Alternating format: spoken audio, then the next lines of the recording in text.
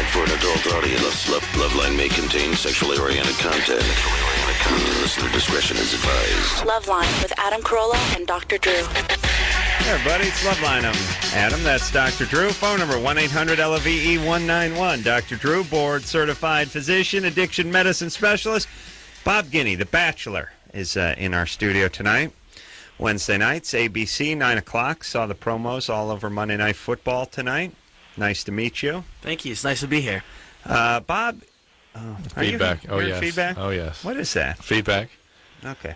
Well, let me explain how this is going to go, Anderson. You need to find the switch now before you deny there's nothing you could do for about 45 minutes and then slide the switch somewhere in the 11 o'clock hour. Let's find it now. Hit. There it is. Yay! Hey, Yeah, buddy. Nice probably job. the switch that turned us off the air. Bob, well, let's see. A couple things about Bob. You know, I think from the first Bachelor or the Bachelorette when Bob got down with Trista there and made it. What'd you made it to the last three? I was the proverbial fifth rose on that one. Fifth rose. And I think people started feeling sorry for Bob. It's like, oh, the big cuddly teddy bear. Let me pick up the pieces kind of thing. But Bob was like captain of his football team in high school. Yeah, well, high school. I don't know if he was captain in college, though, but I'm going with... I wasn't. I didn't even get in the game in college. I'm going with high school. But still, just to play at Michigan State and play quarterback at Michigan State is a hell of a lot further than most of us made it. And then was in a band. I mean, packed on a couple pounds after what a skiing injury or something. Actually, no, I was playing golf actually, just swinging a golf club and tore my ACL, and it was like the third or fourth time I did it, so I had to have reconstructive surgery on it. How do you tear your ACL swinging a golf club? Poor form, I think, is the best way to put it. Yeah, I definitely am not a good golfer. You were drunk and tried to kill the ball. Were you swinging on ice? No, sadly. I think I was like trying to pull a Happy Gilmore or something, just knock it out of the park. Didn't work. All right, but so the point is Bob's a guy who got a lot of tail, who was in the band, who was the quarterback, who doesn't need our sympathy. We may have caught Bob during a bad time when he tore the ACL and some drunken golf bender, but he's snapped back into shape. He's got his stroke back, and he's now the Bachelor. And also, so I was sitting around with Jimmy Kimmel this morning, and we were talking about you, and he said that you were in a band years ago that he knew of. Oh, he knew of Fat Amy back then? Fat Amy? Was that the name of your band? Band, yeah. Yeah, he said, yeah, this guy was in a band, and he knew the music, or you got some radio They play toured or with something? Everclear? Yeah, we did a short tour with like Fastball and Fuel, and actually got to play 2 dates with Everclear. It was like the first of a 4-band lineup. It was pretty cool. All right, so listen, ladies, relax with the crocodile tears. All right, so anyway, Bob is the Bachelor, and I was saying to Bob during the break before the show started that I can't watch the rose ceremony. It's too tense for me, or too intense. Uncomfortable. Yeah. It's uncomfortable. I start fidgeting, especially after all the testimonials of the women saying they know you, they feel this is kismet, you're meant to be together. And pow. Yeah, it's hard. It was the hardest part of the show for me. I actually, even on the first night, I had a train wreck of a time getting through it. And girls don't realize this. I mean, guys get a lot of crap for being dogs and wanting to screw everybody and all that. But here's what girls don't realize. Every guy I know, every nice-looking guy who had something going for him has boned a couple ugly chicks just because he felt bad. You know what I'm saying, Drew? No. There's some chick. She's got a little bit of a fat ass. What does that have to do with the rose ceremony? I'm saying we feel bad dumping women. Oh, I see. It's weird for a guy. I mean, it's a weird thing. Back me up here, Bob. No, Drew, it is as a man of great passion, as guys we're used to pursuing. Right. And once in a while, and it's going to crop up once in a while, except for Bob, it's every day now, but if he was not on this show, it would crop up once in a while where some girl at the office really had it hot for you. Yeah. And then at the company party, she had a couple of cocktails, and she came up, and she was very forward with you, and you had to say thanks, but no thanks. And I'm saying a lot of guys would screw her just to not deal with the emotional pain of saying no thanks. Yes? Yes. Yeah. Drew, you know Drew? Yeah. Yeah. Oh, yeah. Oh, yeah. Oh, yeah. Bob? I'm listening to Drew on this one. Oh, yeah. Yes. Oh, yeah. It's happened. It's happened to all of us. I think the hardest part about the rose ceremonies, though, honestly, is that you're with 25 really intelligent women, beautiful women, and you're breaking up with 10 of them even though they've done nothing wrong to you. That's the hardest part. I know. And as a guy, not only do you feel bad for them, but you feel like, wait a minute, I could be missing out on something here, too. I mean, I'm breaking up the harem. Yeah. You know what I mean? I'm letting the flock go. Yeah. Ooh. And plus, they're all hot. I mean, you'd have a hard time, the 10 that Bob thought he should get rid of would not be the same 10 as you and not the 10 as I, Right. So they're really, there's 3 or 4 that are probably on a higher level, but then there's the rest, and they're all pretty competitive. Mm-hmm. Yeah. Yeah, they're great women. No Now, doubt. do you, I don't want to give, I know you can't give too much away or anything, but I would think if I was in your position, the very first night that they all climbed out of that limousine and came walking across the pathway to me and gave me a hug, I think at that moment I'd have a decent idea of the ones that at least I was most attracted to. There is a little of that, but I was trying to make a conscious effort not to get too wrapped up in just the looks of them because they were all very beautiful, but I was hoping that I would be smart enough to kind of see through it a little bit. But it didn't work out. No. Yeah, but thankfully that didn't work either. And when did the taping end? It ended in, I believe, the beginning of August. All right, so everyone knows, of course, you're sworn to secrecy. Yes. They've done a few of these so far, not just with The Bachelor, but they do it with Survivor each year and all that. And so far, nothing's leaked out. Nothing's leaked out, and I'm very surprised in this sort of day and age where, if R. Kelly bones some 12-year-old that's all over the internet 10 minutes later, how this stuff gets sat on with all the sort of disgruntled people and their attorneys and their, you know what I mean? You just think. But it is pretty amazing. You never hear about it. No, so far I can't think of a jig being up, even in like the must be great contracts they sign. You know what I mean? Must be, yeah. But you just think like hell and celebrity mole Kathy Griffin would get juiced up at some party and start blabbing, Yeah, just something, even if it's on a celebrity mole scale, is what I'm saying. Or somebody gets hit over the head. And yeah, coming out of it, lets it go. Some bookie from the Cayman Islands threatens Bob. He wants answers. You know what I mean? Yeah. Change the line. There's lines on these things. I mean, there's money being wagered. I know, that's the weirdest part if you think about it, too. I think that's the craziest part is there is a lot of money on the line for that. All right, well, I was 8-1 odds, by the way. Oh, really? Yeah, I started off at 40-1. Wow, nice. Yeah, it was a really good line for me. Let me ask you this, Bob. Did you fall in love? I can say this, because I can't tell you the answer to that question, but I can say that I'm very, very happy with the outcome. Oh, really? Yes. Yeah, All right. I'm really pleased with the outcome of this show. And you guys are together? Absolutely. Okay, you can say that. Cause that's weird. That's the weirder part. How do you hide that? Yeah, there's no way to hide it. Nobody tapped the phone lines or... Yeah, so I forgot about that. You guys can't see each other or can't be seen with each other. It's like an episode of Alias when you want to get together. It's like But how does that work? Because if you're ABC, you don't want to chance anything. Like you don't want to say like, "Hey kids, you guys keep it cool, low key here, just stay low pro, keep it on the down low."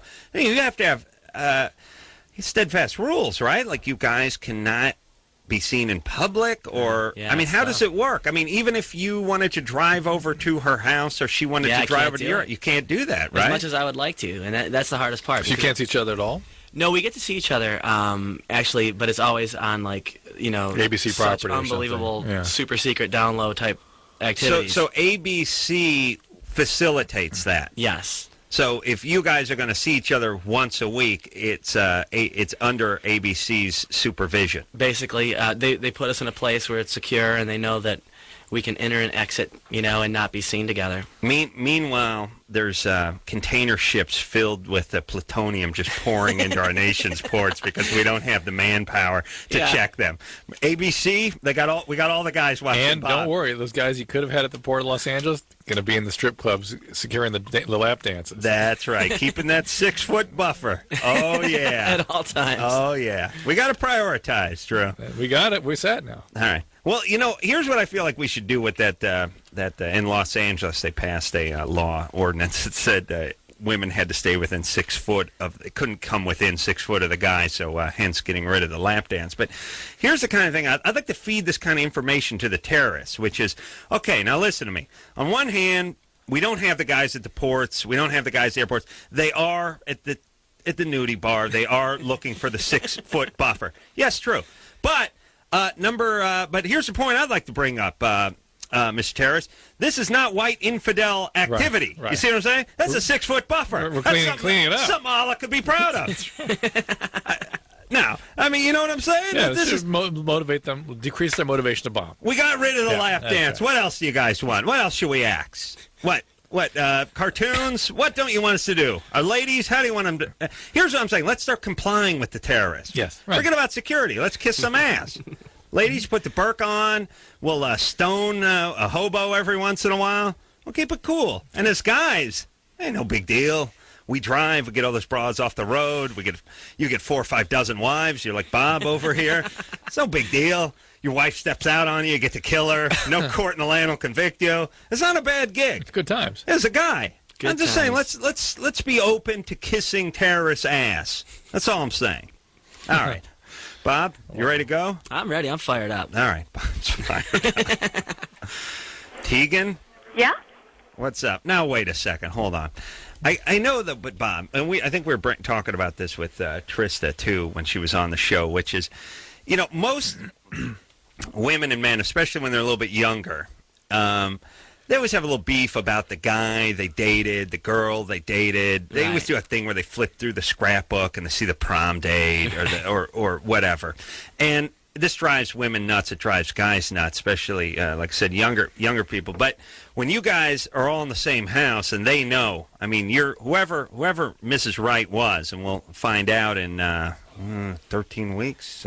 I think it's like the end of November we find out. End of November, Yeah. we'll find out. Obviously, she was privy to whatever you did with whoever else before you did it with her, or at least did it with her exclusively. Right. Does it drive her nuts? Is she over it? She's a pretty amazing woman, frankly, and I was very honest with all the ladies on the show. I was, I would actually say to them, I might kiss you, and then 20 minutes later, I might kiss your friend. Is that going to bother you? Right. Because I think it would bother me, Frank. I really do think it would. And Hold on, let me translate that, Yes. Drew. I might blowjob. Right? You're not talking about kiss. oh, come on, it's a Oh, family come show. Adam. I know. And I was really honest about it, and I Right. think that I think she as well as the other women on the show actually appreciated that a little bit. Yeah, wait till she gets boozed up. And by the way, you guys you're in the honeymoon. Wait till she gets into her comfort zone. Here's what happens. When guys get comfortable, they start farting. When girls get comfortable, they start riding and bitching. You know what I mean? They start riding you. Oh, That's you're in where that they get phase in your comfortable. marriage, huh? Yeah, they start I see, getting that's on you. nice. Start Honeymoon's riding, over. and all you can do to defend yourself is blow gas. That's it. Sometimes preemptively. Good times. Yeah, it is good times. So you fart, they bitch. That's how you both know everyone's comfortable. I'm going to take notes on this. All right. So I'm just saying, wait about 9 months from now. This whole thing is blown over. It's all gone away a little bit. She has a couple of wine coolers, and all of a sudden a name will pop up. Wine oh yeah. coolers. Oh yeah. That's what the ladies like. Tegan, Yeah. what's up? Hi, nice to get on. I've been listening to you guys for forever. Thanks. I have a question for Adam and a question for Dr. Drew. My question for Dr. Drew is, my boyfriend boasts all the time about how just about every time we have sex, I come. And how that's all, because he's so skilled in bed and all this stuff. But I'm really wondering if it's just because I am able to come that I do, or if it's actually Yes, his I think skill. it is probably. How long into it does it before you come? Anywhere from like 3 minutes to like 10 minutes. Yeah, so that's you. Okay. That's just you. All And right, but why? you're why- into him. That's fine. Yeah, but why do you put this sort of spin on it where he boasts about it? Well, because he sounds like an idiot, and eventually he's enough of an a-hole. She's not going to have them anymore. Oh, no, I've dated this guy for over 4 years, so, I mean, Since you were 14. yeah. Are you into him? Are you still into him? Oh, yeah, actually, we just recently got engaged, so. Oh, 18. Ugh. How old is he? I'm sorry? He's 29. Okay. Yeah. But, I mean, he was 25 when he met her. When she was 14. Yeah. Hey, Tegan? Yeah? What kind of name is that, Tegan? As far as I know, it came off the show called Doctor Who in England. Yeah. Yeah, my grandma used to watch that crap. Yeah, you don't know Doctor Who? He's a No. Chinese doctor. Really? Yeah. You ever watch that show? It's like upstairs, downstairs or something. Oh, God damn. Wait. We're I'm not tired. talking I'm about mad at my grandmother now. just hung up and on I don't Tegan? care. I'm angry now. I'm angry because, we didn't have any of that cable, any satellite or anything. All we had was once in a while on the public, whatever channel, the publicly funded channel. Public access. No, not public access. Like PBS? PBS. Well, it used to be VHS. Or Yeah, on PBS, they would run these shows out of England, and they were the most boring shows in the world. But because they were from England, they must be better. Somehow, everyone in the entire world was smarter than we were, according to my The accent helps. family. Yeah, my family just sat around and just gave that. In Canada, they take care of all. They have my health care. They have a Euro system. I'd like, move there, you old bitch. Jesus Christ. Tegan, what was your question for Adam? My question for Adam is, for Doctor the last, Who. 2 years, I've been living in an area where Loveline hasn't really come in. But I just recently moved to go to college in a place that does come in, and you don't do lightning rounds anymore, and I'm wondering what's up with that. Yeah, what is up with that? Lightning rounds are great. I love that. I'm doing it tonight. All right. Awesome. I will No. be listening. Write it down. I'm making a note. I don't have my cowbell. That's the here. reason. We moved our studio. Yeah. Also, I actually, we get bored with our own stuff Pretty quickly, in fact. really fast. And I gotta be honest. I know it just sounds like blowhard type complaining, but if you do anything on this show that's even remotely related to doing a consistent comedy bit, the look on Drew's face, the look on producer Ann's face, and The phone calls from the administration. the look on engineer Anderson's face, it's just this. It's like if you ever go to the aquarium and you look at the giant sea bass, that's the look. Just it's a straight look. It's sort of- Now, hey, first of all, I'm not that guilty. It's a combination of sort of confused meets boredom. I'm not that guilty. Wouldn't you say? And now you've got Chris. Okay. So you got an audience. All right, I'm just saying it makes you not want to do anything ever again. And then the program director doesn't like when anything is done other than taking calls. So it's the environment is not a hospitable one to doing repetitious comedy bits. So they always die. Right? Yeah. Okay. All right. But the listener suffers, and that's the important part. Jay, Hello? you're 19? Yes, I am. What's up? I have a cuddy buddy or friends with benefits or whatever you want to call him, and he's a recovering heroin addict, and we've been using condoms, and he spent the night at my house last night. What was the first thing you called him? A cuddy buddy? A cuddy buddy?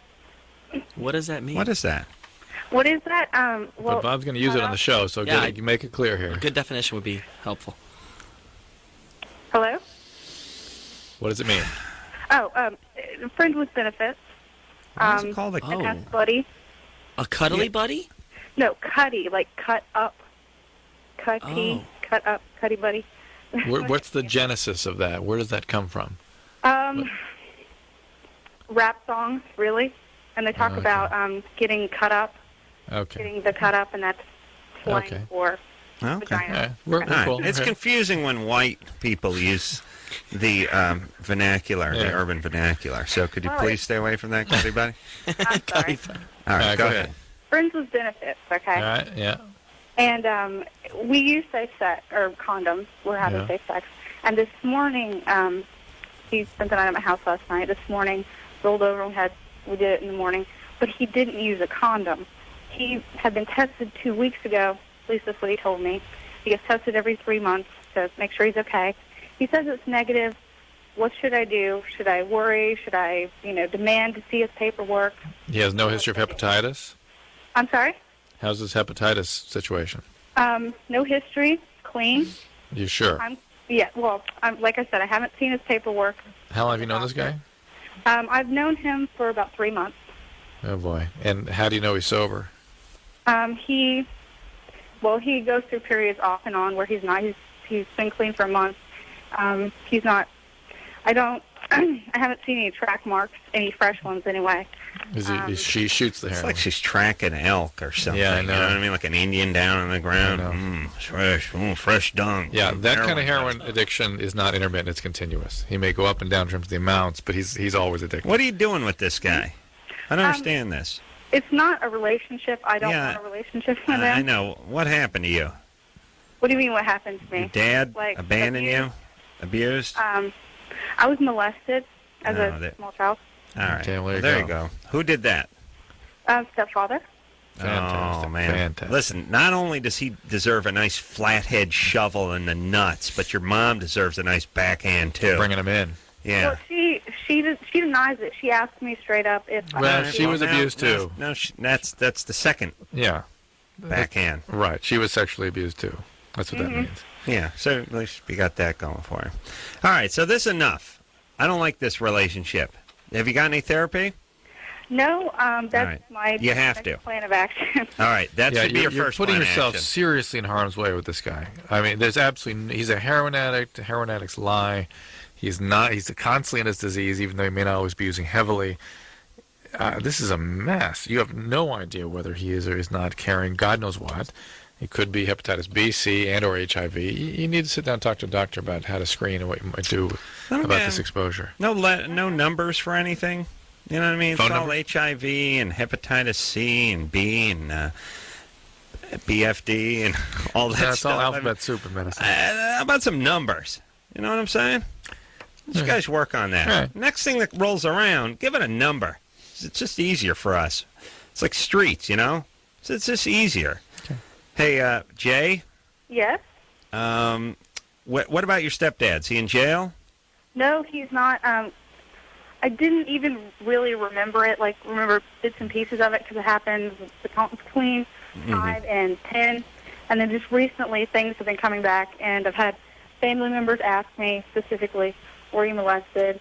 I was suicidal at 10, so. Wow, at 10. My God. Still together with Mom?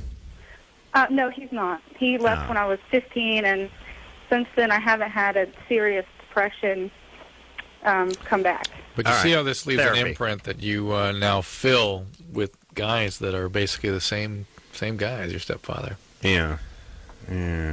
Why is it vicious? Why does that happen like that? It's just no one knows for sure. It's some kind of wiring, some sort of neurologic process we're going to sort out in the next few years. But there's some various theories about sort of teleologically what goes on. You know, why you try to master something that was so horrible and made you feel so powerless when you were a kid. But the reality is probably the mechanisms of arousal become the source of attraction when puberty hits. That these things that made you feel powerless becomes a source of attraction. And you're just compelled. You have no boundaries with people like that. You're sort of sucked in with them. And there you go. Are you subconsciously trying to fix it? Trying to. Well, that's see one of that the you theories, overcome but I think it's oversimplistic. I mean, Yeah. the reality is that with people like that, there's no boundaries. They just they just are under the spell of victimizers. They just can't. They freeze, literally. They have a dissociative reaction when they're around people like that. There's also a familiarity thing, too, in a bizarre way. It's what you know. And there's a part where you want to try to master it. The mastery, but I really relive think it. that they're looking more in the world of trauma about the experience of dissociation, this whole vagal nerve mediated experience where people sort of check out. And when they're around people or victimizers, they go into that same freeze reaction, and they're sort of under the tractor beam spell of those people, and off they go. They can't resist it. Well, whatever it is. Look, I mean, here's the deal. The entire world and life, it's either positive cycle or a negative cycle. It's like rich people go out to their mailbox and find some residual check or something, some dividend from some stock they didn't even know about, and poor people come out front and they have a ticket on their car because they can't afford a garage. That's what it is. When you're spiraling down, you're going down, and when you're going up, you're going up. All right. So we're on the upside, so we're happy. We just got to avoid the people that are spiraling down on our way up. You know what I'm saying? There you go. Bob Guiney, the Bachelor, here, everybody. We're going to take ourselves a quick break. You knew it was the second one coming, didn't you? I knew there's another one. I was just telling Drew I didn't want the flu shot because I don't get sick, so he sneezed all over my arm. And God bless him, put his hand over his mouth. He normally just blows right out into the open world. Bless All you, right. doctor. All right, Wednesday nights, ABC, 9 o'clock. We'll take a quick break. We'll be right back.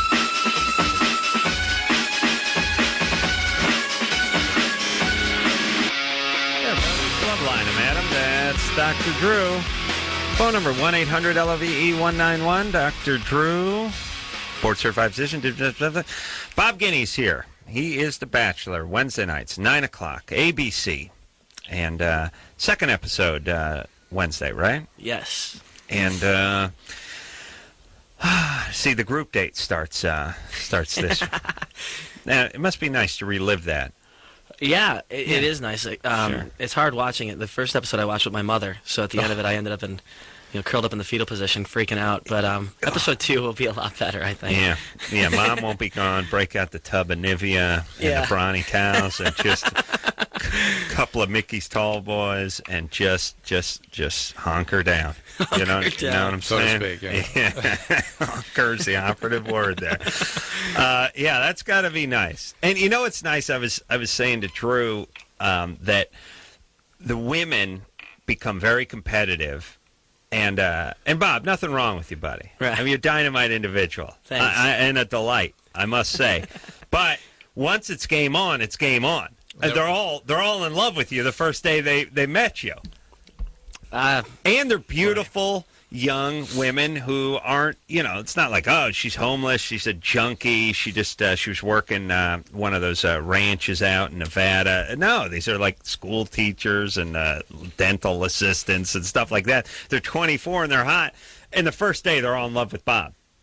And it is, I think it's the competitive spirit that has been flamed. What we had said is that women, it doesn't matter what they're competing for, the fact that one wants it badly, now they go into a frenzy. Oh, no, Drew, buddy. No, I'm just right saying. here. He's right with here. guys, he's sitting the right guys, Still in the room, Doctor. He's right here. they got to really want what's at the other end, and they'll kill each other to get that. Right. But if they're not really after that, then Well, here's what guys will do, which is kind of funny. Guys will compete fiercely over nothing. Like I've done stuff with guys where you take a ball of foil and you see who can throw it into a garbage can that's 20 feet away, and a fist fight breaks out somewhere in between this make-believe game that has nothing to do with anything. That, or you have to have $1 million waiting at the end.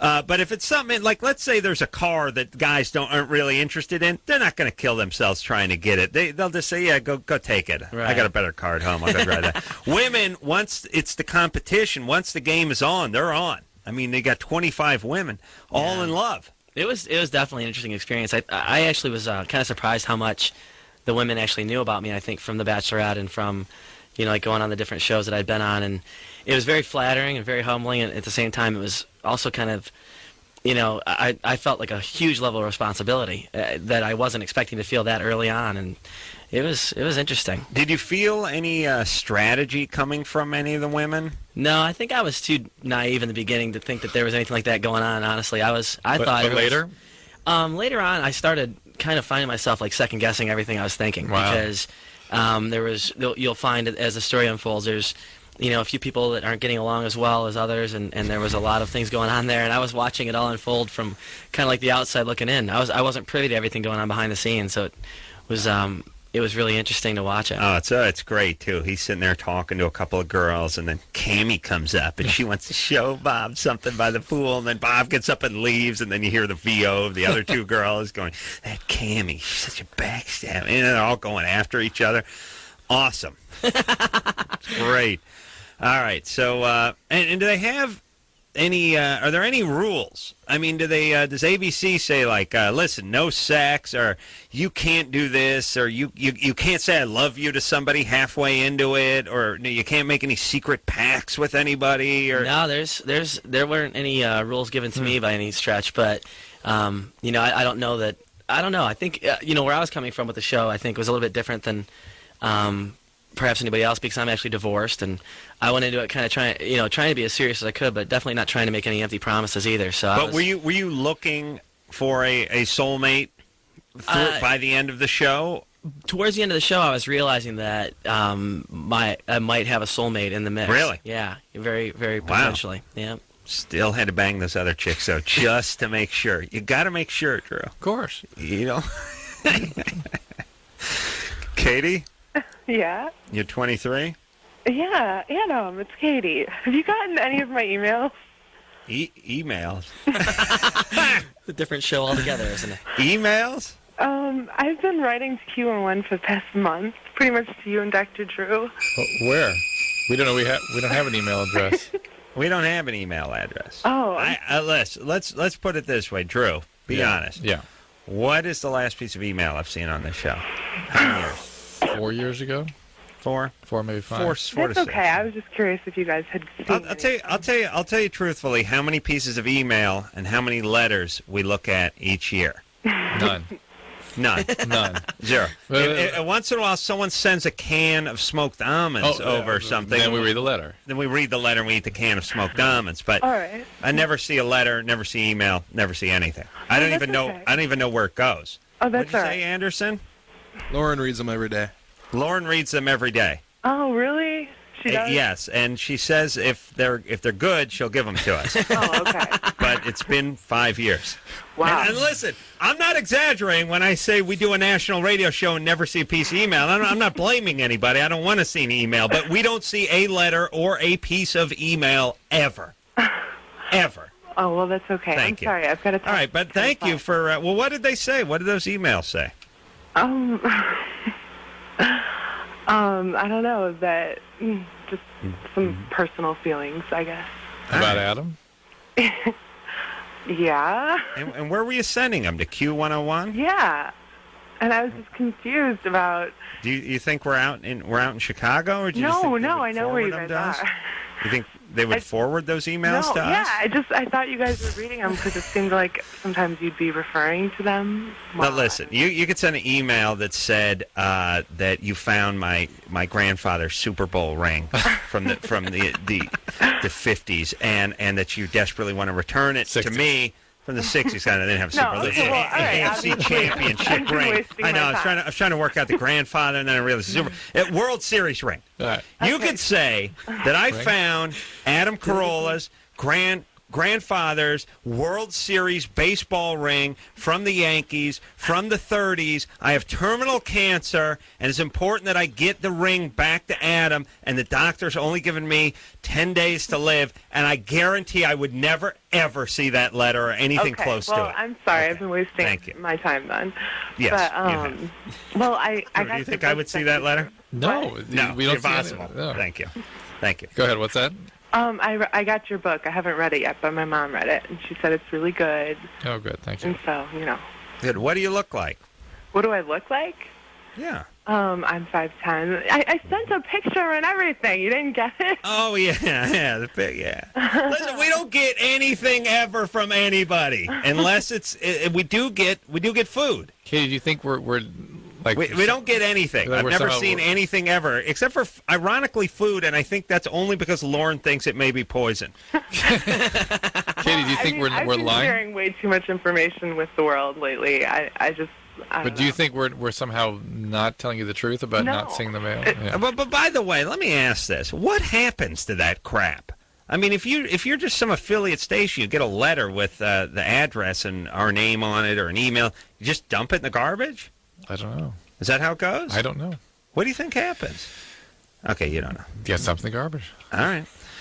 Katie? Except Actually, for the almonds. there's a Oh, warehouse God. somewhere waiting No, for us it's to all come that- dig through There's it. probably some mountain of topless pictures that have been sent to me over the years that I've never seen. I call it Boob Mountain. Well, yeah. All right, so Katie, yes. Yeah, I don't have much to say. I was Oh, curious okay. if you guys. All right. That was it. Listen, you don't. I You had don't. like a lot to say. Well, look, before, I'll but- tell you what. Don't speak, my love. You just jot it down in the form of Keep a those note, cards and letters a coming. keepsake, a forget-me-not. Spray a little perfume on it so the intern at 101 can beat off when he gets it before he wipes himself down with it and throws it away. No, we'll see. All right, that's enough. No, well, She's fine. She doesn't have anything to say. I just never. I don't want an email, but it's still peculiar. what were you that, saying before Adam cut you off? No. The what? Yeah, I have these really strong feelings for Adam, but I don't want to be. I guess I'm confused about if he has a wife. But, Yes, he has a wife. I'm He has a sorry. wife. I'm Yeah. sorry, Adam. She's going out of town now. Oh well, I'm sorry. I totally didn't mean to be. All right. Well, what do you look like, just for fun? Yeah. I'm 5'10" with brown curly hair. You're fat. Drew, please. How much you weigh? No, I'm of average size, I guess. See, now it's. I think I have a nice body. That's trouble. That's it. 185. No, not 185. All right. Maybe 205. 170. Okay. All right. 5'10". That's good junior college middle linebacker, outside backer size. I'm really You gotta have sorry. wheels. I just Okay. because I had. There's a misunderstanding, and I led you on by answering the phone, and I'm sorry. All right, Katie. Well, but we'll work it out. I'm out in Chicago all the time. There was like a weird, uncomfortable thing where, as if Katie and I had been corresponding for a number of years, and I told her I was coming out to Chicago, and I wanted to stay with her, and then she put her hand on my knee, and I went, listen, I'm in a relationship. And then there was an uncomfortable moment. You've been sending emails to some jackoff at Q101 who never forwarded them. Did we have something going here, Drew? That was a weird little moment, wasn't it? Yeah. In Katie's mind, there was a little something going, right? Mm-hmm. Like she was going to call and we were going to hook up, right? You were going to continue some relationship that had already been established. Yeah. Interesting. You see, Bob? Sounds like love to me. I got it too, buddy. Yeah. Except for I got the 180-pounder from Chicago. Relax. No, Katie, hey, it's good. You're good people. Well, not really people, but 1.5. Now, you're dynamite individual. Next time out in Chicago, we're going to hang out.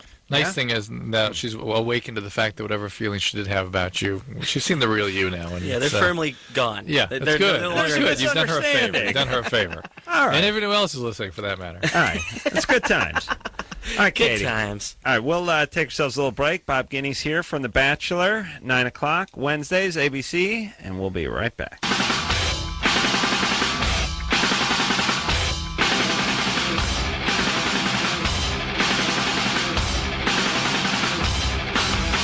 Hey, everybody, it's Loveline. I'm Adam. That's Dr. Drew. Phone number, 1-800-LOVE-191. Bob Guiney, our guest tonight. Bob is The Bachelor, ABC. Wednesday nights. ABC making a little bit of a comeback this season. Well, ABC was, they dropped, they weren't in the top 3. I think they were 4th. I think Fox had sort of popped up there. They were hitting the skids a little bit.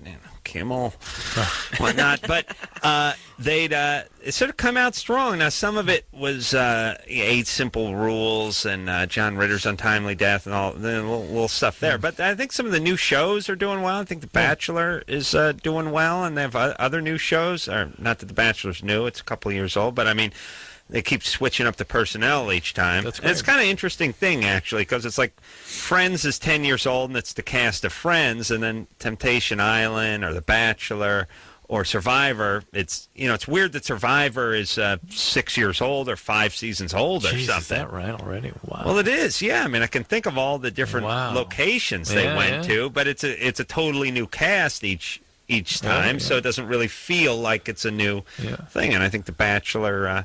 and by the way, when your kids are our age, they may be on the 33rd Bachelor. I mean, why not? If it's a formula that's going to work, it's almost like a game show in the sense that... We'll have these guys come back as widower. Yeah. We'll do it again. Yeah. Widower 31. All right, let's talk to Brandy, who's 21. Brandy? Hi. What's up? I actually have 2 questions. Mm-hmm. I'm calling because I have 2 questions. Go ahead. Okay, the first one is, I got molested whenever I was 16 months old. Oh, my God. 16 months? Yeah, and I got genital warts from it. Wow. And I was wondering if the genital warts could be spread from hand to me, because my sister got them as well, but she got them on the inside. Where you get them does not really matter. In other words, just having genital contact. Who did this to you? My mom's old boyfriend. Old boyfriend. Wow. And where is he now? Do you know? No. After he did it, he skipped town. Can you imagine a more deviant behavior? Is there one? That's unbelievable. No. I mean, if you gave me like 20 minutes in a steno pad, I'd probably come up with something, But that's within the realm of reason. That's pretty deviant, yeah. By the way, yeah. You know what I'd like to do with these guys? What? I'll tell you what I like to do. Remember, they don't use them anymore. They used to use those shark bang sticks. It was a stick with the shotgun shell on the end of it, and they'd always pop the shark one if it got too close. Somehow, somebody decided the bang stick wasn't of any use anymore in society. I got plenty of use for that bang stick. Yeah, I like to give them a nice genital bang stick. Like, number one, just pow. Just like what they would do to the shark. Shark would start swimming sideways, and blood would start coming out and start heading for the bottom. I mean, because a bullet in the head is just hell, that's easy. That's too kind. That's too kind. It's too merciful. But bang stick to the nutsack. Good. Number one. And then after that, it's a sort of catch as catch can kind of murder. Like we sit around, we think, well, he's bleeding pretty good. He's starting to lose consciousness. Bring him back. Let's bring him back. Yeah. Drew, put a couple pints in him. Let's bring him back. Yeah, that kind of thing. By the way, they are now working diligently and will have soon a vaccine for genital warts. Oh, thank Christ. And I mean, here's the thing, their dilemma they're in. Do tell. They're thinking that we should be vaccinating as part of the childhood vaccination program, but that the public won't be able to sort of handle that. Dear God, yes. They were giving vaccines to STDs to 1-year-old, 3-year-olds. Mm-hmm. Oh, interesting. And they're going to for sure be advocating for 12-year-olds. Oh, okay. Well, it's going to eliminate cervical cancer. That's why it's important. Now, Brandy, the thing about genital warts that persist like that is they're often the ones that can put you at risk for cervical cancer. I got them burnt off whenever. You had them burned off. Are they gone now? Yeah. All right, so Brandy, how are you doing now emotionally? Well, I have an extremely high sex drive. Yeah. Do you go through periods where you're completely shut down too? Not yet. Yes. You do? Yeah. No, because that stuff usually comes a little down the road. Yeah, there's sort of three versions of sex drive after sexual abuse. One is this bipolar drive, which is probably the most common, where people go hypersexual, and then if they're actually in a real relationship, they suddenly shut down. They can't be intimate with somebody they're actually close with, or they can become super sexual with everybody and become sexually compulsive or addicted, or they can be just frigid and shut down. Let me just put a call out to all the guys who molest 16-month-olds. You just got to put a gun in your mouth. I mean, you just do. You just do. Just out of dignity. Yeah, just have some dignity. Put a gun in your mouth. And you guys are tormented, obviously. I don't even think you want to do it. I don't know if you could say you enjoy it. Do you know what I mean? I think you're compelled to. Yeah, you're driven to. It seems like a good idea thing. It's just imagine all the rapists and murderers and pedophiles out there. Just please put a gun in your mouth. Hey, you ballless fags, just kill yourselves, would you? Thank you. People kill themselves every day for nothing. A Japanese businessman loses a couple $100 for the firm. He falls on the sword. We got to start talking people into killing themselves in this country. And we always talk about, don't kill yourself. Don't kill yourself. Yes, there's a certain part of the population. It'd be a great idea if the Green River Killer up there in Seattle killed himself when he was 17. The world would be a better place. He would have been a good guy to kill himself. A lot of people who kill themselves are just going to go on to suck off the teat of the government, drawing the welfare checks and raping dabble with a few drugs and rape a couple of teens. Kill yourself. Randy, you in Kansas City? We don't need you. What's wrong with this? Randy, where are you? What city? All right. Drew, I'm trying to lead a campaign for people to kill themselves. I know. Where? I'm in Missouri. Is that what you're asking? What city? Missouri? Mm-hmm. All right. She said Missouri, by the way. Yeah, not Missouri. And what city are you in? I'm in DeSoto. DeSoto. I know it well. What's that near? Another town you never heard of. Arnold. Okay, see? Our callers never disappoint. What is another town that Drew has never heard of? See?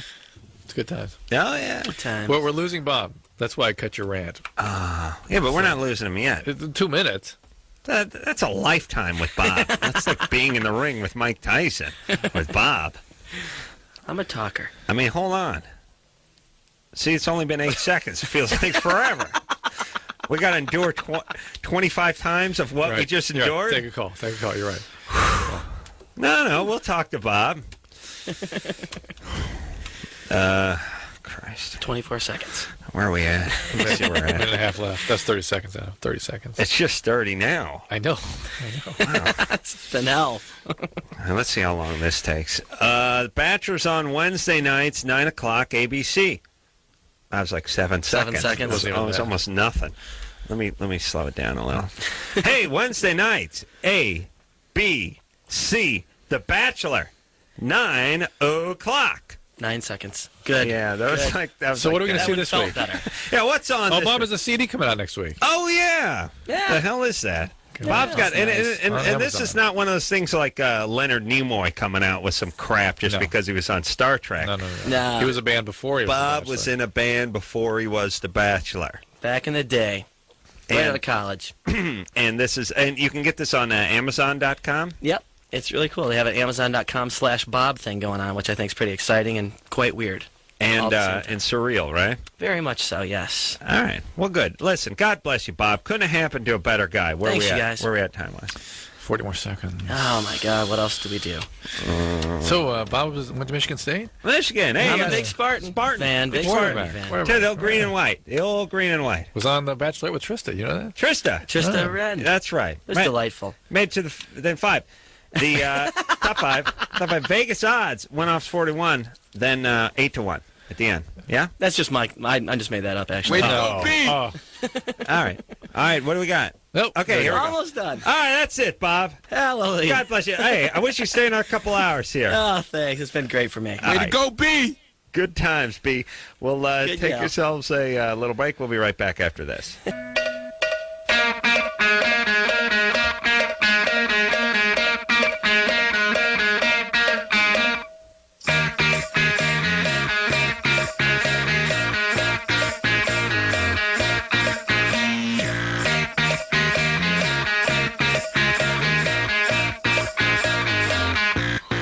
Everybody, it's Loveline. I'm Adam. That's Dr. Drew. I was all fired up during the commercial break talking to Drew. Depleted yourself. Do all my good talking during the break. I keep telling people I want a separate show. Which one? Loveline Breaks. Yeah, where all of Adam's A material is wasted on foul-mouthed rants. The bathroom stuff would be the best. You know what drives me nuts? I'll tell you what happened to me today. You ever get in a situation where you're waiting for something that you don't want? Here's what I'm saying. Yeah. I walked out of Jimmy's Theater this afternoon, ran into some kind of guys that were drivers. And by the way, here's the irony of my life, and Drew's as well. You end up speaking to more drivers than you ever want to.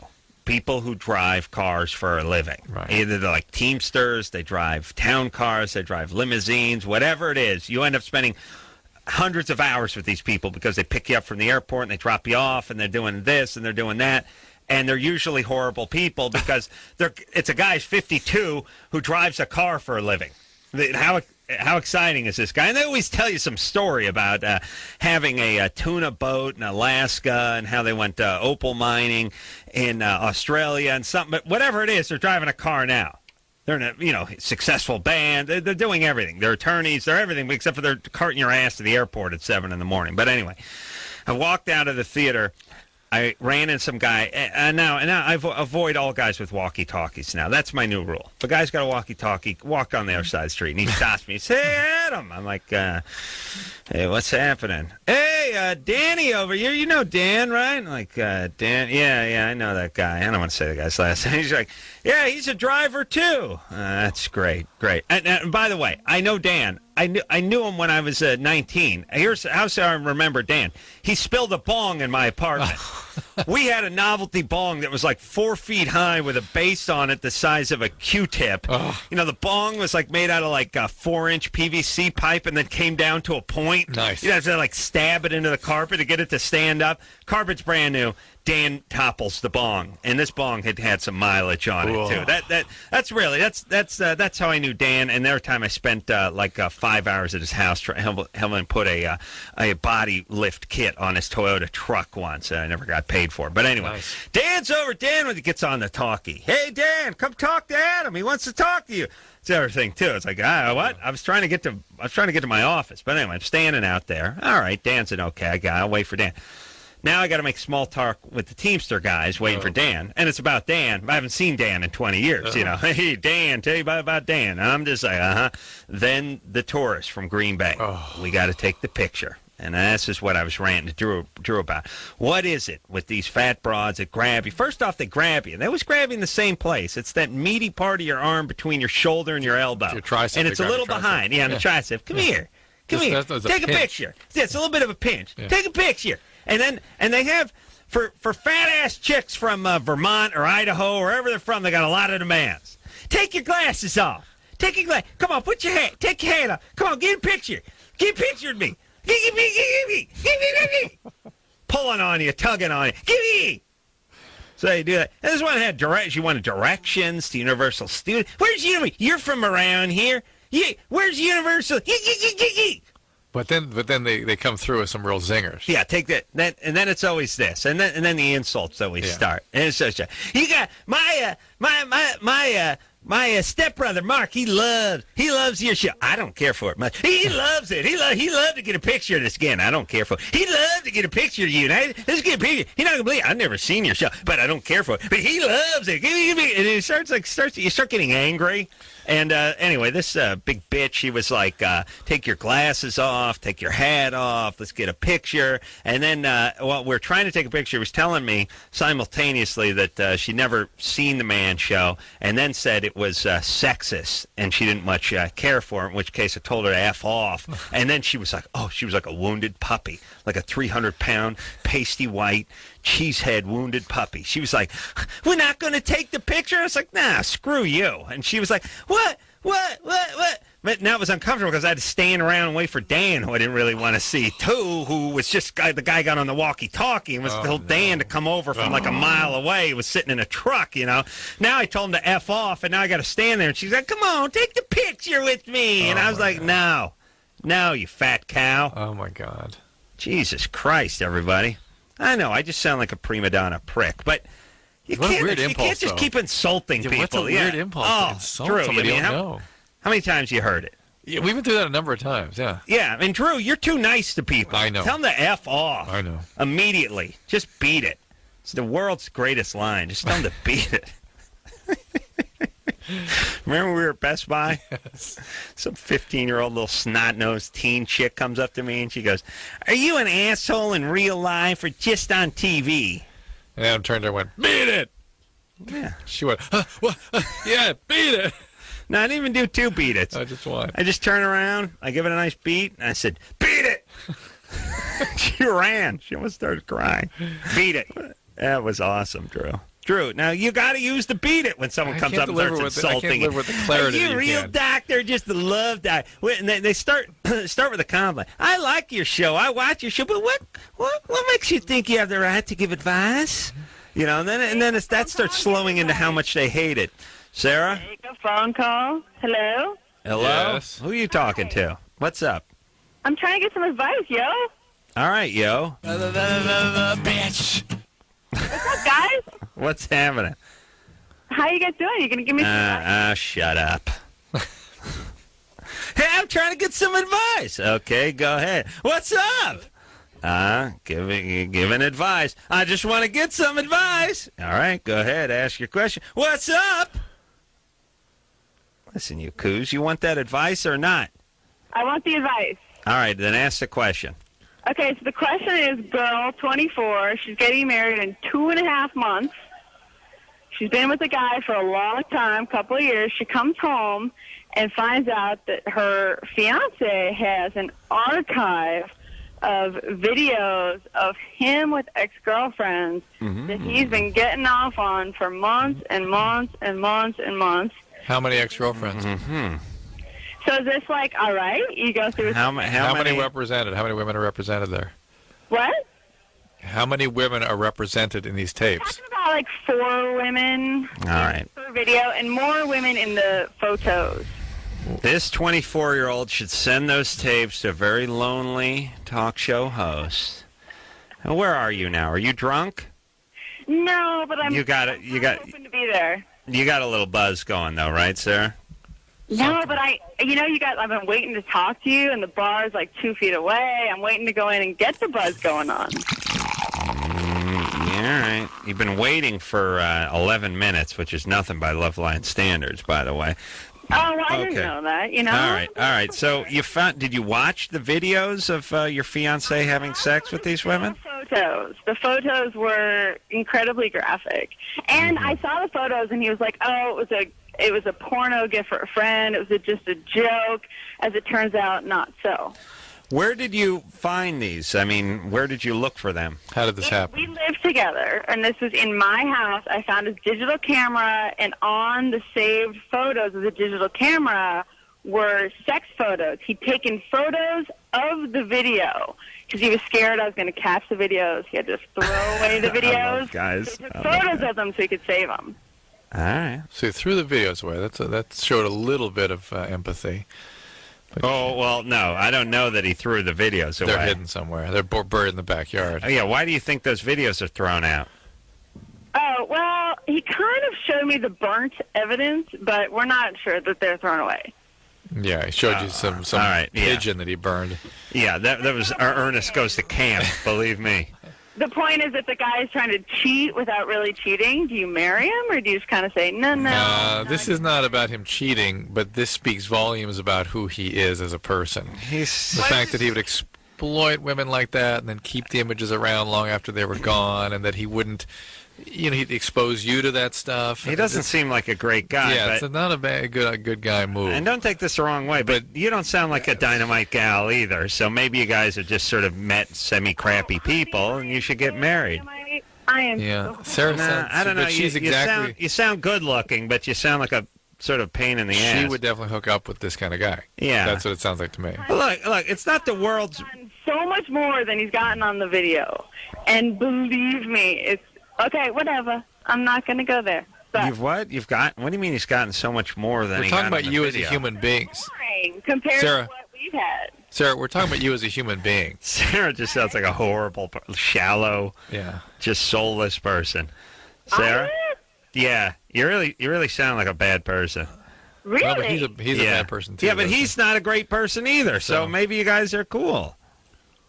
I mean, look. I'm in med school. I'm trying to help the AIDS crisis in Africa. I'm trying to do good things. Yeah, but you're busy all day. Yeah, but you should. First of all, marriages during medical school never work out. Okay, I mean if you've seen that happen, but who's saying that? Drew is. Every marriage that I saw during my class evolution did not survive medical school or residency. So I'm first year, and you're saying it's like med school or marriage? I'm just telling you, first of all, it's not a good idea. It just doesn't tend to work out statistically. Why is that funny? Well, because why would I choose the guy over medical school opportunity if he's going to go cheating on me? I'm just telling you, you said it was your fiancé, and I'm saying already that's a bad idea. Secondly... Wait, the fiancé or the medical school? Oh, shut up. Wow. Just shut up. Just go marry the guy, and one day he'll show pictures of him banging the bejesus out of you to some new chick. Just get the hell out of here. God, did I hate that, Sarah. I hate it for the first 3 seconds. Listen, it's my job to tell you people how horrible some of you sound. And Sarah, God, baby, I hope you were drunk, because you just sound like a world-class bitch. If it's true that she's going to medical school, she really needs to talk to the mental health services. I can't imagine she's going to a medical school. It doesn't fit, does it? And she just sounds way too stupid. But look, here's the thing. And I really mean this. I don't mean this as a put-down. This guy sounds like a prick.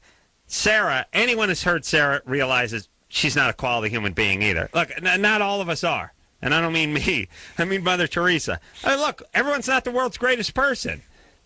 People are flawed. They have Achilles' heels. They have foibles. Yes, Drew? Foibles, yes. Foibles. All right. I like a sore I want to pick. Can we just go back? I can't help it. Okay. All right. Sarah? Sarah? Yes. Yeah. You're in first year medical school? Yes. When do you start? I'm already in. I'm in my first quarter. First quarter of medical school. Yeah, at Davis. At Davis. And so do they have organ system curriculum there, or is it by subject? It's just, quarters, 9 classes a quarter, submersive program. By organ system or by topic, by subject? It's both. I mean, pretty much. How's she have time to be drunk at a bar? Are you in medical school or are you an undergraduate?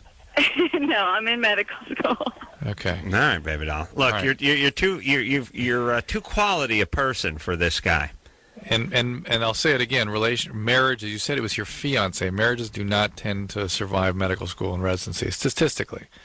All right. Wait until you're well into your residency. But I know you're hot, aren't you? Honey, the thing is. Yes. We've been good for so long, You're good looking, right? And now all of a sudden, I've been, taking care of him, and now all of a sudden I'm in this medical school thing, and I got my own stuff going on. Yeah. What's he do? What's he do besides take pictures? He's got a vineyard. He sells wine. Oh, really? Nice. I don't know. Now I'd hang on to this guy. If he's like a booze fountain, I'd hang on to this guy. He's a fun fellow. We're a fun couple. But I'll bet. But listen. Cheating 10 years from now. What's that? He's going to cheat. Yeah. Don't you worry. But look, here's the thing.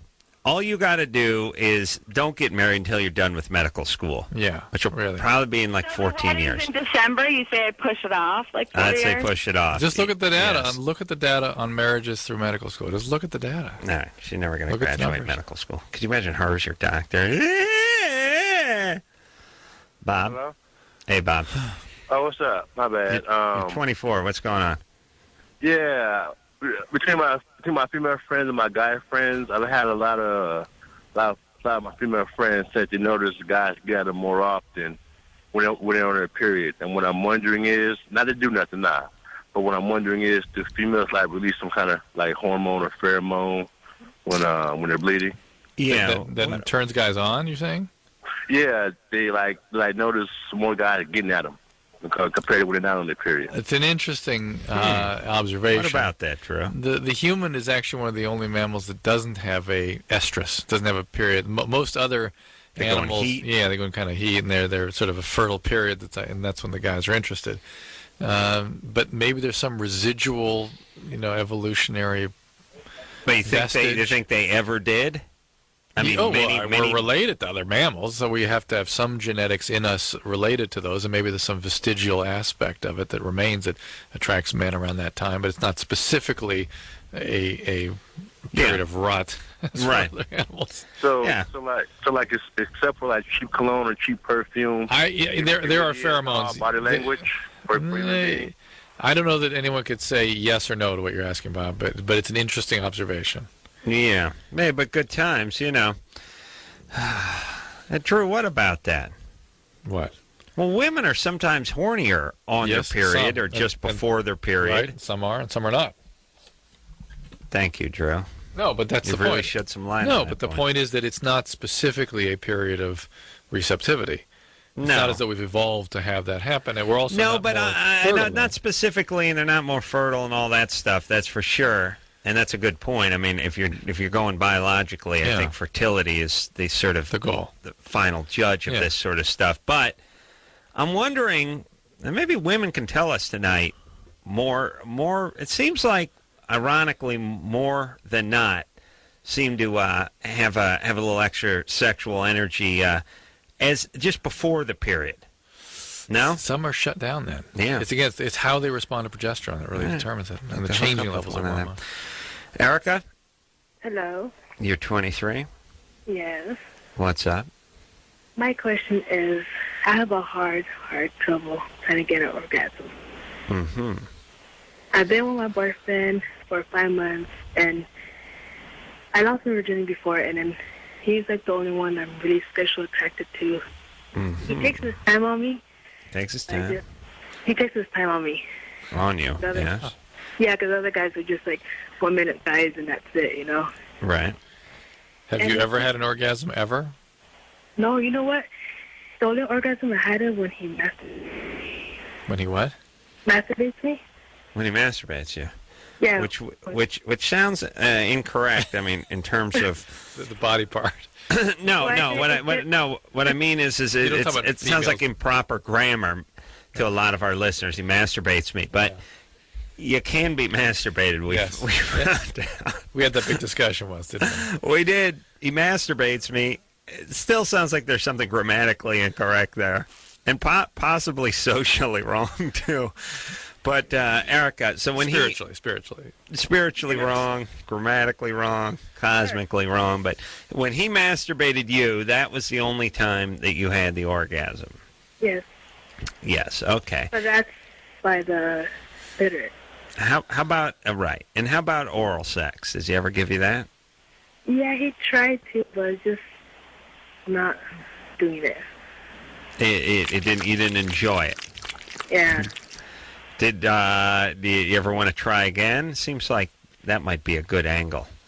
Probably, yeah, but you're trying to kind of teach him because he doesn't know what to do. It's not so good. Well, did he have a stroke or something? Or I don't know. He no, you're not Might really have, sure. might have, Maybe yeah, stroke maybe. victim. Okay. Does he have any paralysis in his tongue? No, I don't think so. Aphasia. No. Okay.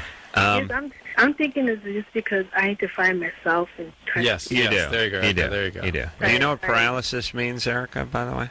No, I don't. Sorry. Okay. Ever heard of the Holocaust? How about the Holocaust? The Holocaust? Mm-hmm. No. Never heard of that. Well, let me put it in the context. In the context of World War II, the Holocaust? Uh-huh. No? No. Oh, yeah. Okay. Oh, you have? Yeah. What was it?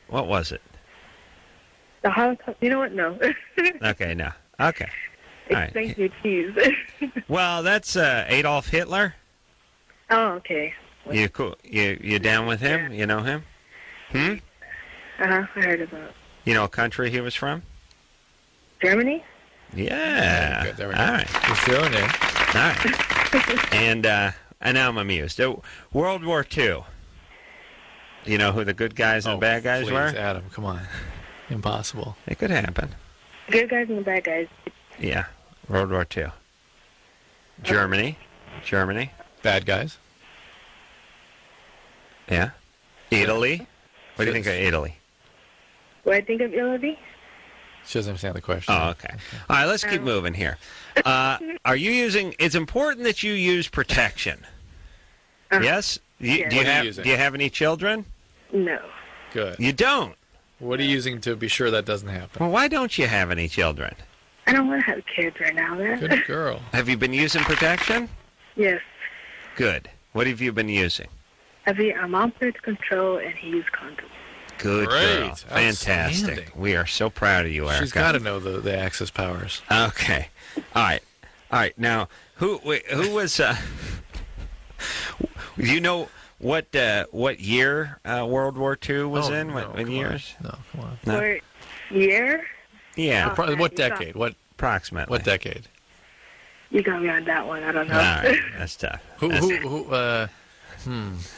This is, by the way, proving my point that women don't know anything about war. We don't. All right. So, Erica, have the guy. I think he should learn how to perform oral sex a little bit better. There you go. That's a nice goal, short-term goal. And then she needs to figure out herself, which she has set as a goal for herself. Yes. There you go. All right. Another satisfied customer. We've talked to a handful of people on the show, never heard of the Holocaust, by the way. And then we get in trouble for pointing that out. Which I find truly, truly reprehensible. Yeah. Erica, L.A. Unified School District? LA Unified District, what do you mean? Is that where you went to school? I went to school right now? No, did you go to the L.A. Unified School District? No. No, where'd you go to school? I went to school in Baldwin Park. Yeah, L.A. Unified. Baldwin Park. Yeah. Yeah. Right. That'd be under the umbrella of the L.A. Unified School District. Oh, okay. Right. Okay. Name your high school was what? Baldwin Park High? Baldwin Park High School. Okay. All right. There you go. I knew it could get the LA. Here's the irony of the LA Unified School District. The job they do is so poor.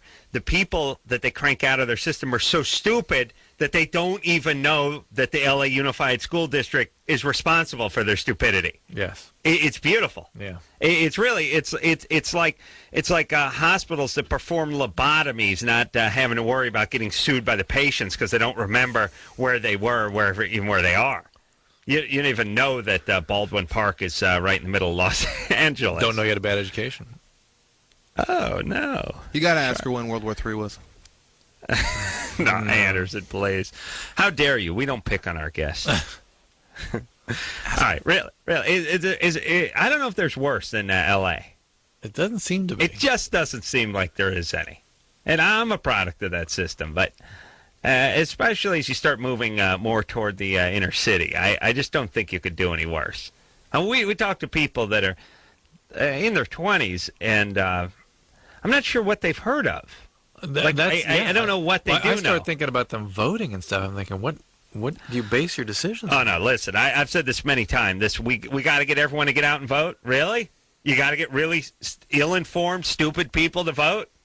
Is that how you would like it? That's your plan? Hey, let's get as many quasi-illiterate, retarded people to vote on important topics? Really? You think is that how you'd want it to work, Drew?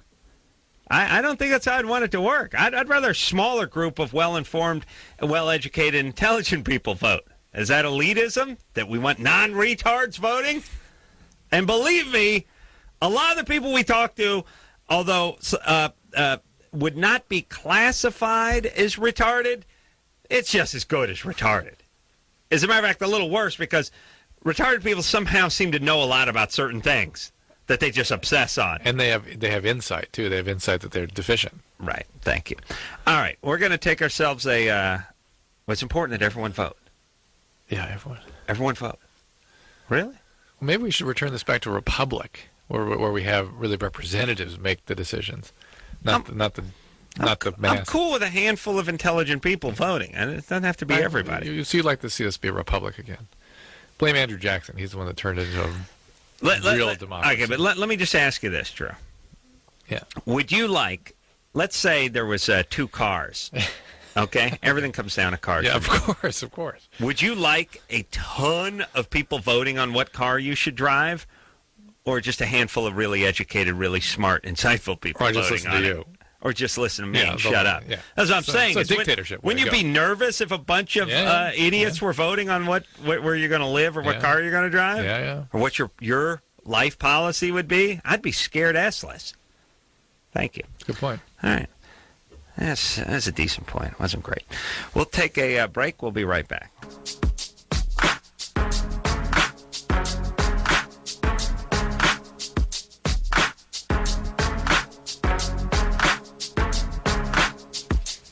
Hey, everybody. Loveline. I'm Adam. That's Dr. Drew. Phone number 1-800-LOVE-191. Big lightning round coming up at the end of the show tonight. Oh, yeah. Oh, did we get the cowbell? We were going to steal it from the morning show office? Producer Ann is going to find that cowbell. Yeah, Anderson's got his cowbells, and he's got his I got you covered. Hey, got me covered. Yeah. In defense of me, dude, I don't know how many times, bro, that I've asked you to do the lightning round, you say no. I like the lightning round. Sorry, buddy. Really? I asked you to do it when we had the man cow on. I thought it'd be perfect, and you said no. I just never want to do it when we have guests because it's always sort of makes them sit there and watch me sweat for 9 minutes. But he is the morning show. That is true. And Ralph last week. Blah. Yeah. Blah. Dropping trout. Neither Ralph nor Manco run a morning show like that. Yeah. Man-cow may get close, but no. All right, buddy. Oop.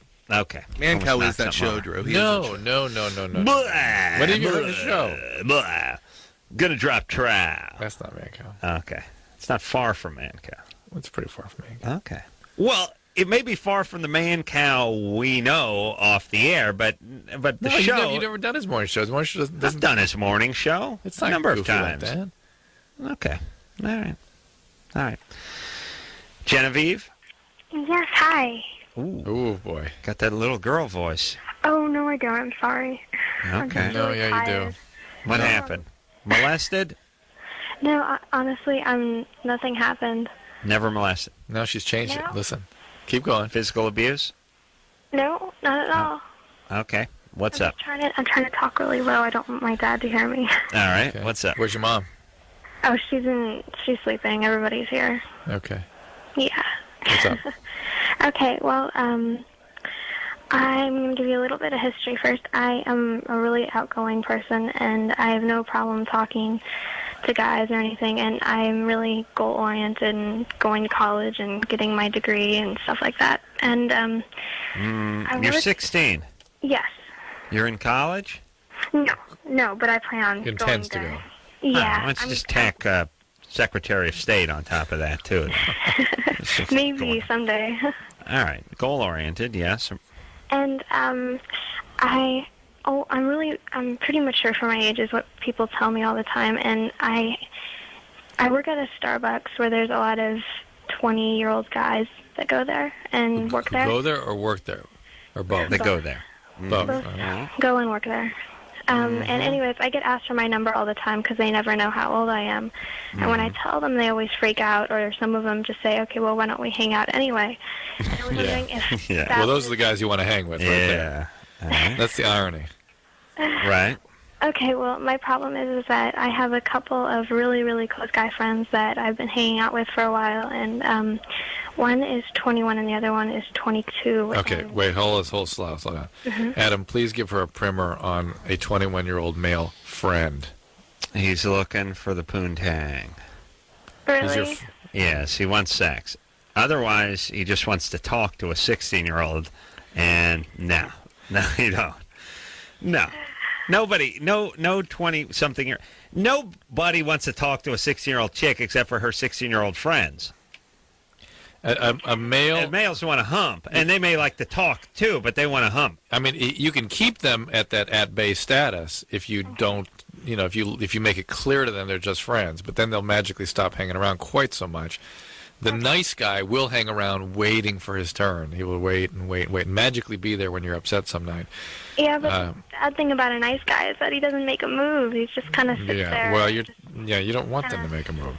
That's what they're there. They're waiting, they're super attracted to you. That's why they're hanging out. Yeah. Okay. All right. Well, I have one other question for you guys. Yes. I'm sorry. It's all right. I'm really nervous right now. I have a group of friends that I've been best friends with for like 6-7 years. And they're 3 girls, and we've known each other for forever and really, really well. And about a year ago, we met this guy, and he's our age. He's like 16 or 17. And 2 of the girls started liking him, and they pretty much tried to like go up against each other to get this guy's attention. And it turned out that he was... I didn't... He was into you. And I didn't... Anyways, they all turned against me, and it was absolutely horrible. That is so... That is the Achilles heel of the female human. Yeah, they don't work together. I've never, ever chosen a guy over my friends, and I would never do that. And I just... I don't know. I get really, really depressed about that sometimes. Yeah, I'm telling you. Can you recapture those friendships? Sure. Let me tell you something. Chicks and blacks, they got to learn to work together. It holds them both back.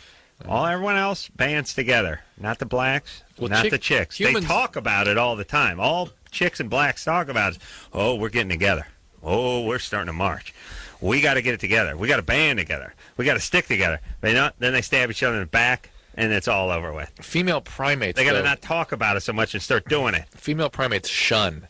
Once they decide one is sort of a danger, hold on, the rest of them gang up and then shun. Primate. Did I say human primates? I don't know. It sounded racist. It sounded very racist what you're saying, Drew. Primates tend to do that, and humans do it too. Female primates is what I said. Okay, it sounds very racist. Yeah. Very racist. Okay. Yeah. The point is no 2 groups talk about getting together more. No 2 actually get together less.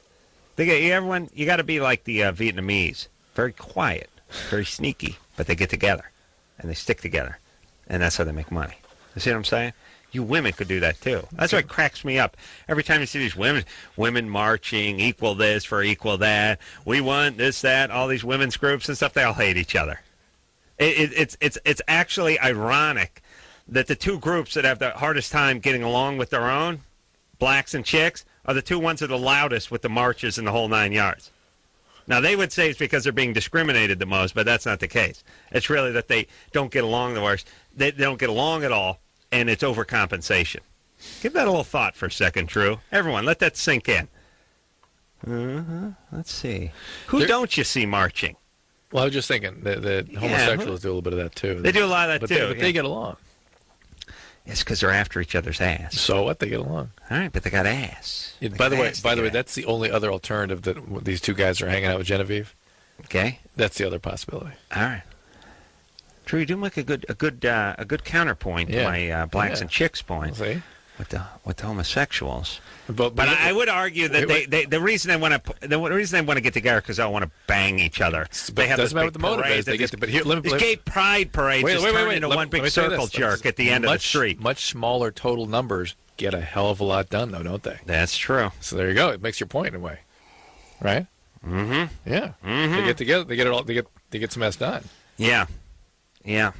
It just turns into one big circle jerk, though. But that's all right. Hey, I don't judge. Anyone who listens to the show knows I don't judge. Right, Drew? Yeah, they know that. David? Yeah. You're 21? Uh-huh. What's up? I've been going out with this girl for about a year, almost 2 months. Mm-hmm. And all of a sudden, I guess she kind of broke down and just told me she's been, like, lying to me about all kinds of things. And for the most part, I thought I knew her as, like, a really honest person. What was she lying about? Well, there's been people that, about 20 people that aren't even real at all, and on some daily basis, she would tell me about something that happened with them. I think about 4 or 5 people she told me were just relatives that didn't even exist, and she's even had one day she even had a phone call to one of them, and talked on the phone. I thought she was like talking to them the whole time. So what was the point of all that? Sorry, what'd you say? Why is she doing that? I have no idea. All right, hold on. Did you ask her? Hold on. Boy. Even Huell Hauser is bored by that. And this is a guy who can go to a horchata factory and marvel for days. That's where the rice and the cinnamon come together? Yeah, Hugh, that's where the rice, and that's why we call it the rice and cinnamon vat. Wow, the rice and the cinnamon vat. Yeah, that's now what I said. this is wonderful. Yeah, and believe me, he's at a tortilla factory. Yeah, that's what he does. He just tours old Southland factories and marvels at nothing. But listen, hey, David. Yeah. How long you two been going out? It's been over a year now. Oh my God. Over a year? Yeah, so it's like a big shock to me, I think. And hold on, have you guys had sex? Yeah. And this is your first girlfriend. Yeah. Yeah. Yeah. When is the last time you guys had sex? Well, a week ago. A week? Maybe 2 weeks? No, it's been about a week ago. Probably not too long before. More than 2 weeks, and he wouldn't be taking this lying stuff quite so well. You know what I'm saying? Does she have you think she has like a personality disorder? Well, you know, she's extremely, extremely insecure, like beyond belief, and I don't even know how I've dealt with it the whole time. Yeah. It's been really hell, actually. Yeah. Hey, was she victimized? Oh, yeah. No, and also that's another thing is the whole time I've been with her, she told me that she had something happened to her and stuff, and I guess this is all because she had like 2 other boyfriends beforehand, and the last. Yeah, well, why did you when we asked if she'd been victimized? Why did you say no? She had something happen to her. Oh well, she said that this happened, but then she also just dropped this on me that she never really told me exactly what happened. She told me practically like she was raped, and she just dropped this on me that this never even happened. And it all right, David. Well, I don't know where we start with young David. I don't think I think he's ill-equipped to handle this. Oh. David, you sound like you're 14. I don't know. That's okay. That's good. You're a low-mileage guy. Yeah. You haven't let the weight of the world drive you into the ground like half the people that call this show. Fine. I guess so. Okay, this chick is going to be confusing because she's confused because she's been through a lot, and you're going to have a hard time keeping up with her. So, David, this isn't going to work. Let me say this. Do not get her pregnant. I won't. Do not get her... Are you listening to me? Yes, I am. Do not get her pregnant. Okay. Okay. Other than that, it's going to go its course. You'll have your highs, your lows. You'll go insane. You'll feel tortured, whatever.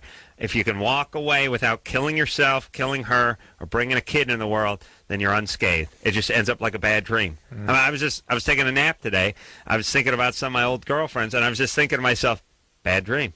That wasn't even me. Bad dream. Now, if we had a kid, or I put a gun in my mouth, I'm not sure how that would work. Put a gun in my mouth. But the point is I wouldn't be lying on my sofa thinking bad dream, because that's all it felt like. Drew, you know what I'm saying? You had some relationship when you were 23. We weren't even there, were you? No. I mean, now, just bad dream. It's weird memory, right? It's not even bad dream, just dream. Just dream. Yeah. Yeah, no, there's some good parts. Yeah. Sure. It's like half present, not full there. All right. Take a quick break. Lightning round, kiddies, after this.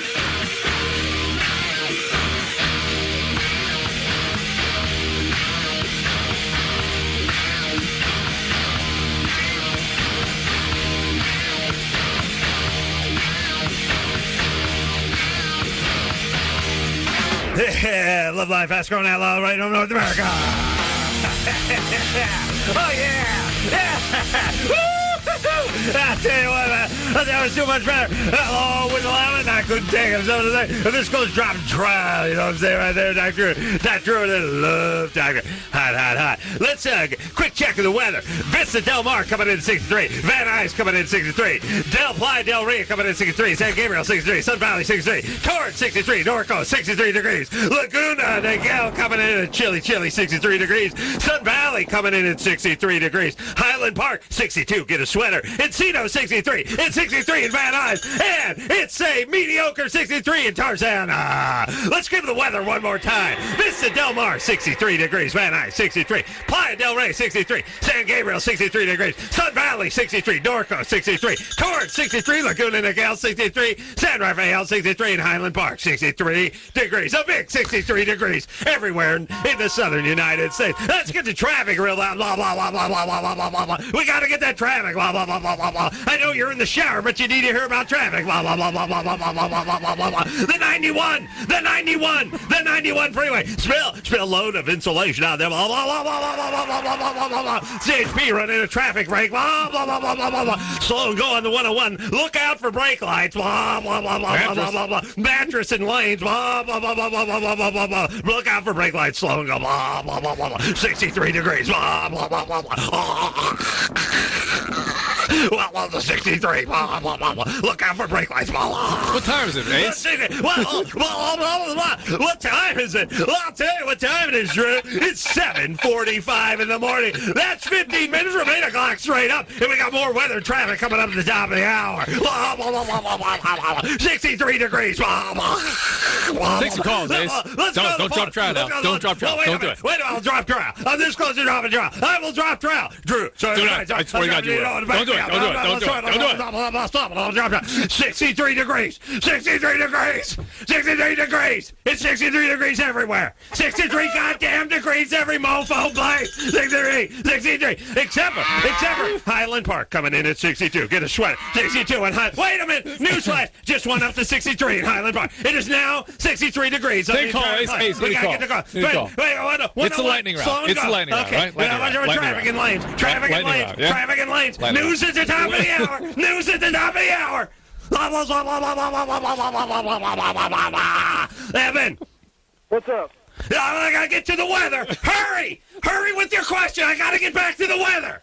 It's 63 degrees. Go, baby. You gotta go fast because we gotta get to the weather, and then there's traffic. There's traffic in places you've never been, never heard of, and you're never going to, but we gotta get to it. Now go. My girlfriend, baby. After sex, becomes hypersensitive. 63 degrees in Van Nuys and Norco, Highland Park, and San Rafael. You do it. 63 degrees. 63 degrees. You do it, or your girlfriend. My girlfriend does. Hypersensitive after sex. After orgasm. Traffic, Drew. Traffic. Slow and go in lanes. Slow and go in the 91. The 91. Slow and go. 63 Does she have degrees. orgasm? 63 degrees. Yes. Is she multiple orgasms? We gotta go. We gotta go. I'm sorry, buddy. We gotta break away. We gotta break away for traffic. We gotta break away for traffic. Drew breaking away for traffic. It's 63 degrees on the 63 freeway. They're slow and go in the lanes. And Norco checking in at 63. Sun Valley 63. San Gabriel 63. Highland Park again 62. No, up to 63 now. Encino 63. Van Nuys, Tarzana, both coming in at 63 degrees. You may want to take a sweater. You may not want to take a sweater. It's 63! Nobody knows! 101 freeway, slow in lanes. It's 7:50. That's 10 minutes to the top of the hour. 10 minutes. Let's go to the phone. 63 degrees in Norco. 63. Gonna break away for traffic and weather soon. And weather. And news. Wait a minute. This just in off the ticker. 63 degrees in Norco. 63 and on the 91 freeway, spill load of insulation. Slow and lanes. Look out for brake lights. Back to the phones, Drew. Back to the phones, Nick. Nick, at 13, it's 63 degrees in Van Nuys. It's 63 in Norco. It's 63 everywhere. Hold on, Nick. We got to get some weather. We got to get weather and traffic. Weather and traffic, Brian. At 101, go ahead, look out for lanes. Slow in lanes. Look out for brake lights. 63 degrees in Norco. Let's talk to Craig. Hey, Park is out by Irwindale. Craig. It's not part of LAFD. Irwindale. 91 out in Irwindale. Look out for spill load insulation. Baldwin Park is by Irwindale. It is not part of the LAUFD. Baldwin Park's coming in. Baldwin Park's coming in at 63 degrees. Irwindale's coming in at chilly, 63. What's up, Craig? Baldwin Park is not in the LAUFD. Let me check that. 63 degrees. Baldwin Park's not in LAUFD. It's not. Yeah, I stand correct, but it's still 63 degrees over there in Baldwin Park. Does the 91 run out there? There's a spill load. The 60. The 60 run out that way? 605. Slow and go. 605. Let me check it. 605. Look out for brake lights on the 605. Slow and go on the 605. Sig alert. Slow and go. 605. Look out for brake lights, all right? What about the 10 inbound? I need to know about the 63 degrees. 63 degrees. 10 inbound to the 4 level. 10 inbound to the 4 level. Look out for brake lights. Slow and go. 63 degrees on the trap. 63 degrees on the freeway. What time is it? I'll tell you what time it is. It's 7:55 in the a.m. How long is that from 8? 5 goddamn minutes, you effing retards. And it's 63 degrees. 63 degrees wherever you are. Slow and go. Look out for brake lights. All right, we've done an entire show. You see that, Drew? We've completed an entire segment. And all we've talked about was the traffic and the weather. That's it. We've done it. Took half a call. It was great. Huge. It's a master's class in radio broadcasting. Huge. Everyone knows what temperature it is outside. We've done our work. People can leave the house now knowing what the temperature will be, and also knowing that on their commute, the same one they take every goddamn morning to their hellish jobs, that they're going to encounter some brake lights. Yes, slow and go. 63, slow and go. We'll be back. Well, that's the show, y'all. Bill Bellamy, yes, tomorrow. Really? Oh, yeah, nice. Yeah, always good to see Bill Bellamy in here, and we'll talk to him. You've calmed a bit, Adam. You've calmed yourself. Way to go, B! I got the. I had to get the weather out. Oh, good. Okay. Because people don't know whether to walk out just completely nude, packed in dried ice, or covered in foil. They don't know. Yeah. How would you know? How would you know? And the time. And you wouldn't know what time it is unless they started doing home clocks. But I don't believe the government will issue clocks to anybody except for radio stations, so you don't know about that. You couldn't possibly make one small enough to wear on your goddamn wrist. Couldn't do that. Or built in your stove. Impossible. They say there's one that they're working on that may even go in your bedroom and wake you with the tone. Oh, that's I've said too much. I've said too much. Your kids will be able to enjoy that, or maybe their kids. All right. So until next time, this is Adam Carolla for Dr. Drew saying mahalo. Come on, put your hand. Take your hand up. Come on, get a picture. Get a picture of me. Give me. This has been Loveline. The opinions expressed on this show are not necessarily those of the staff, management, sponsors, or this station. The producer for Loveline is Ann Ingold. Loveline is a presentation of Westwood One Entertainment.